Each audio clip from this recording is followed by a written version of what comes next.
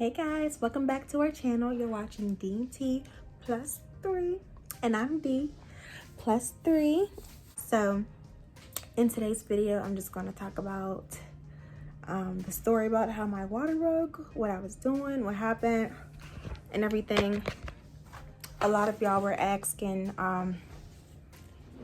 just what happened and basically that. So I'm just going to go over the whole story. So my water broke on Friday, November 27th at approximately like 6 o'clock, between 6 and 6:05 p.m. So let's see. So basically, my plan for this pregnancy was to make it to the end of January. Up to this point, I had nothing prepared at all. I didn't have a hospital bag because I didn't think that I would be in a hospital this soon. The girls' rooms ain't even set up yet. Like, we're in the process of moving right now, so there's a lot going on in our lives. We're very, very busy as it is. So it didn't dawn on me that this would happen and I would need to be ready for this right now.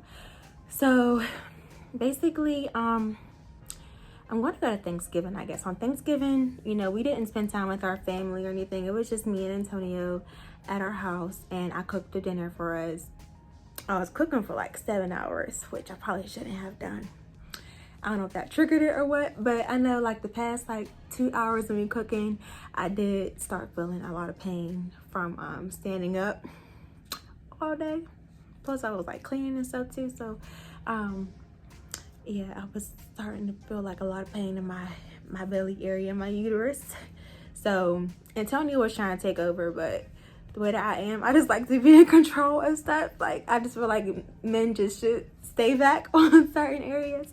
So yeah, I did finish cooking. He was helping though, but I was taking breaks and things like that. But I would say like that was like the start of it. I was feeling like pretty bad. So I did rest like the rest of the day.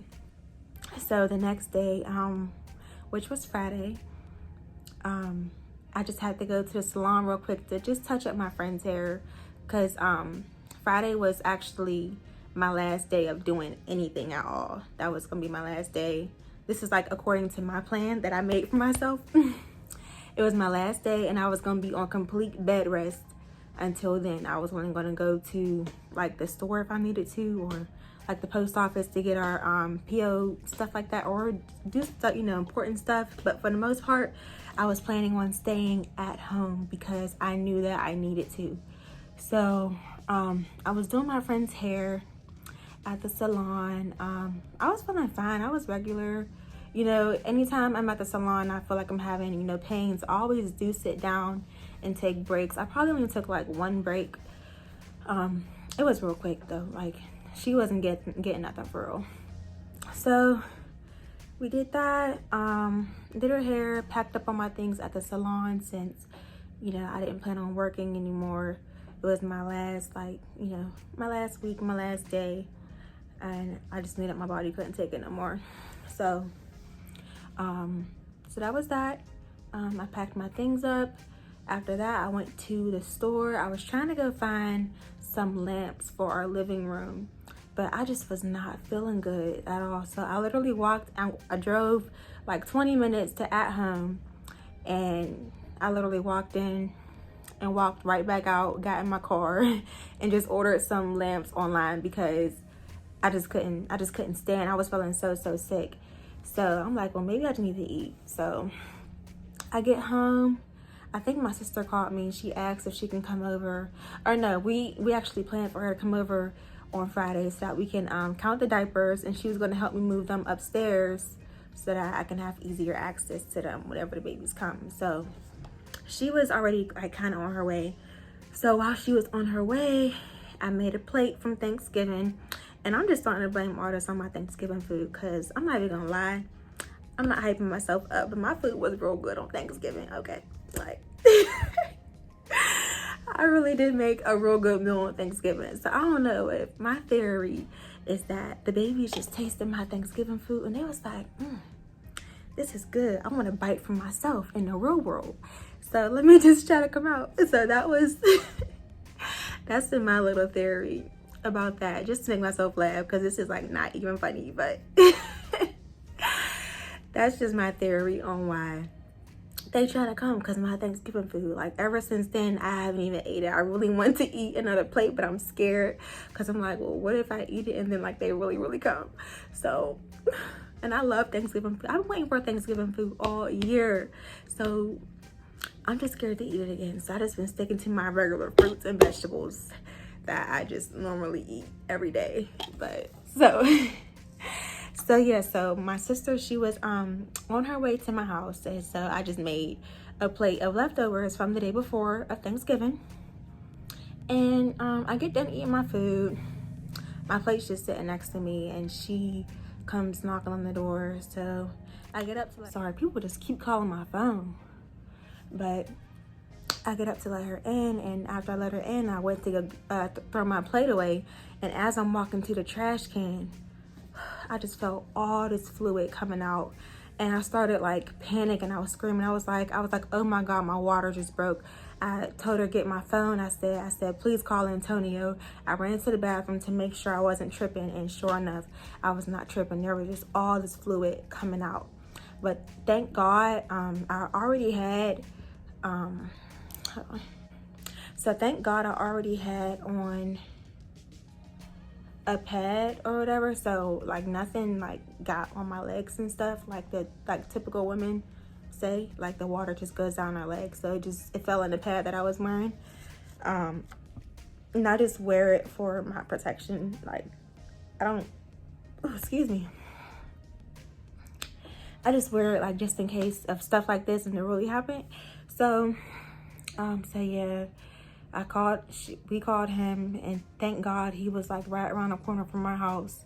So Antonio comes like running.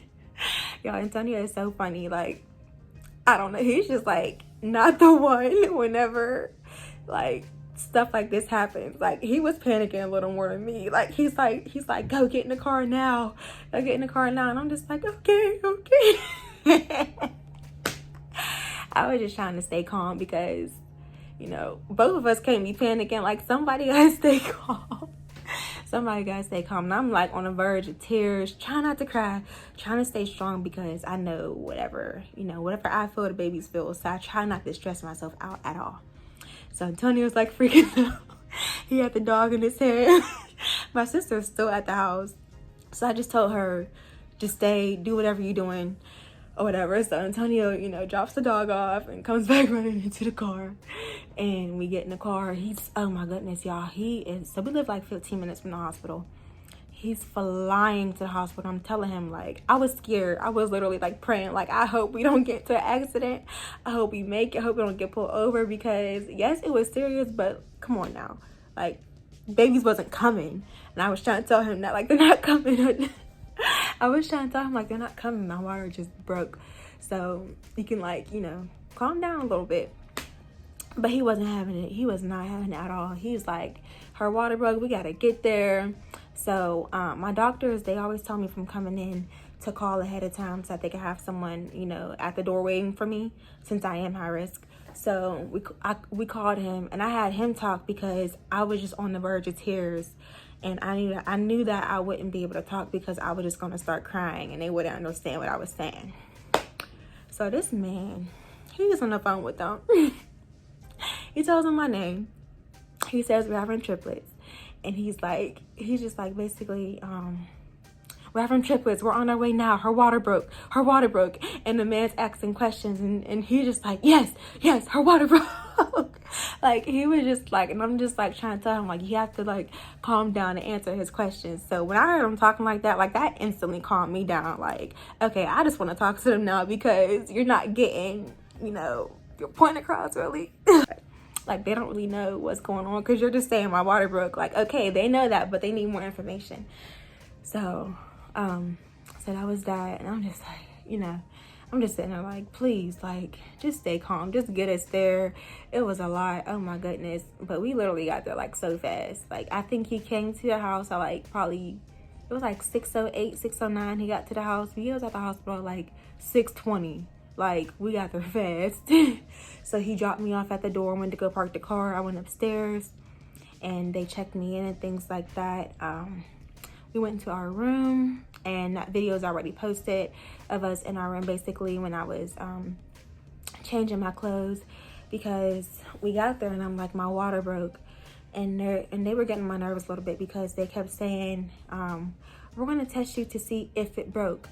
And I'm sitting there like, I just told y'all it broke. Like, as they were talking to me, it was still coming out. And I'm just like, it's wet right here. Like, what do you think that's it? Like, it's not discharged. Like, I know my body. And I kept telling them, like, my water broke. So they're like, we're going to do 3 tests to see if it really broke. And I'm just sitting there trying to stay calm, because I hate feeling like somebody is discrediting me. Like, I mean, I understand that they have to do their job and stuff like that, but girl, I told you a million times my water broke. Like, it's not rocket science to be able to know that your water broke, you know. So they did 3 tests. 2 out of the 3 came back positive that my water did break, which I told them. So I'm just like, I told y'all. So after that, they moved me to, they said that they were going to admit me. And when they said that, my heart almost shattered. I'm like, oh God, like, this is not what I wanted. Like, that is literally the last thing that I wanted, was to be on hospital bed rest. Because, yeah, so like I was saying, that's the last thing that I wanted to do, was be on hospital bed rest, because you literally cannot go anywhere besides the hospital. And, you know, we're still in a pandemic, so it sucks. I can't have no visitors. And, you know, it's just different than a regular pregnancy, you know. But, you know, whatever for the babies, to keep them healthy, safe, and in the womb as long as possible, I'll do it. So it's okay, you know. I don't know what I'm gonna be doing here, but I'm gonna try to make the best out of it. I'm gonna try to have fun in this little room. But yeah, so they admitted me. They sent me to my first room, but due to me having like stomach pains and stuff, they ended up moving me. So we stayed in that room the first night. It was terrible. I didn't sleep at all.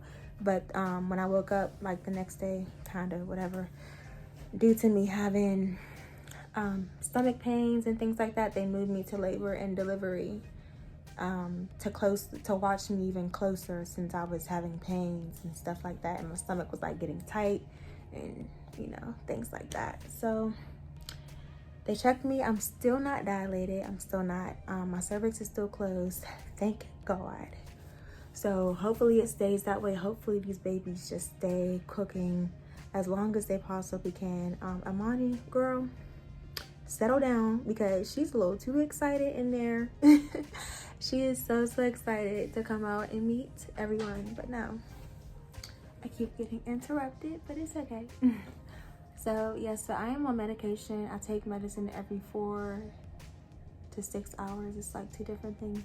It's just so much going on, y'all. I can't keep up, but the doctors and nurses here are doing a phenomenal job at, you know, taking care of me. I'm appreciating it so much.